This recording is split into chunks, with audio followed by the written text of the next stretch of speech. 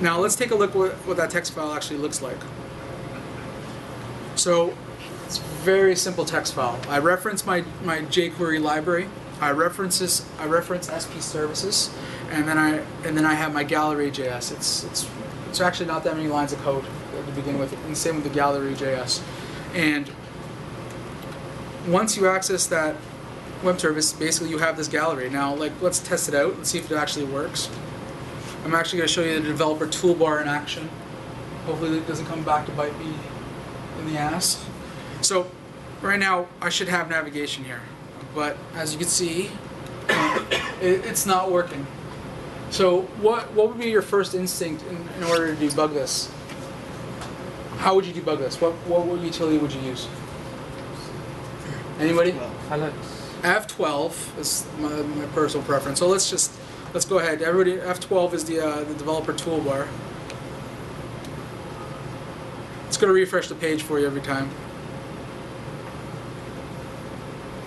And this is the developer toolbar in action. It actually gives you a list of all the scripts that are available to that page. I know for a fact that the error is actually somewhere here. And this is going to teach you an important lesson when developing JavaScript for SharePoint, especially if you're a third party developer. So when I hit this next one, that breakpoint is going to be hit. Did everybody see how I did that? Just with setting the breakpoints and starting debugging and whatnot. Everybody see that? So I'm just going to go through, and I know that the error just happens to be here. So if you're just looking at that real quickly, what do you think might be the problem with that call that I'm about to make? Well, it's the method's called get items, right? That's a pretty generic term. If you're to think about it, what might be a problem right off the bat by naming one of your methods get items? It's calling a different method. Exactly. Remember, when you're writing methods, even using jQuery or JavaScript, always uniquely name your methods, because this right now is not going to call my get items. It's actually going to call it into core.js, which also has a get items. And it's going to break. It's going to throw an error. It's not going to know what's happening. So my advice to you is, one, when you're writing your JavaScript libraries, I could fix this real quick. All I would have to do is, what we do at KWizCom is we append our company name and the name of the product to every method. So instead of get items, the method would be called KWizCom _ gallery get items. There's no way that's going to collide with an out-of-the-box implementation, and the chances of it colliding with a third-party implementation are very slim to none. So I could fix this method very quickly.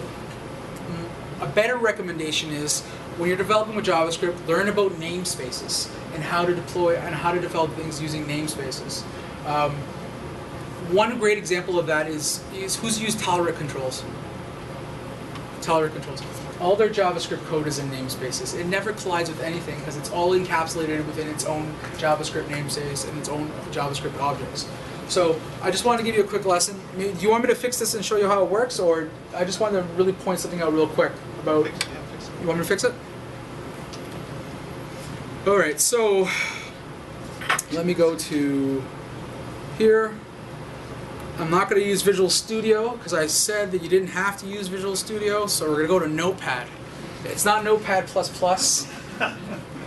But anyway, so what was the offensive method? It was get items, right? So first thing I'm going to do, like I said, I'm going to call this KWizCom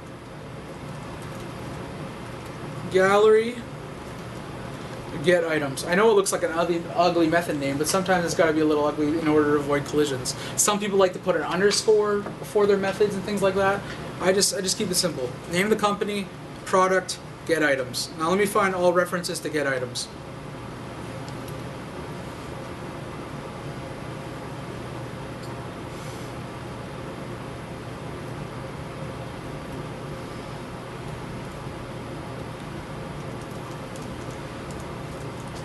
I think my laptop is dying. Did it just get darker? Oh, it's great. That was weird.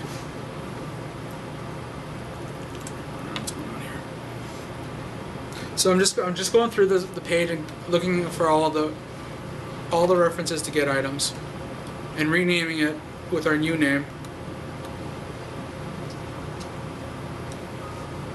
So now we should be good to go. So now I have a new version of the document. I'm going to go back to my scripts repository. At this point, if you had versioning turned on, you would version it and say, sorry, the reason we're not using this script anymore is because it has a method that collides with the core JS method and it doesn't work. I would upload it. I would take the fixed one. I would add a version number. And then I go back and I'm hoping it's working. Yeah. Well, the get items worked. Let's see if the paging works. Yeah, stop debugging. There, the paging's working now. See that? It's a very, very simple implementation. And what did I use? I used Notepad. And I used the content editor web part. Think about what you would have to do from a Visual Studio's perspective in order to get this done.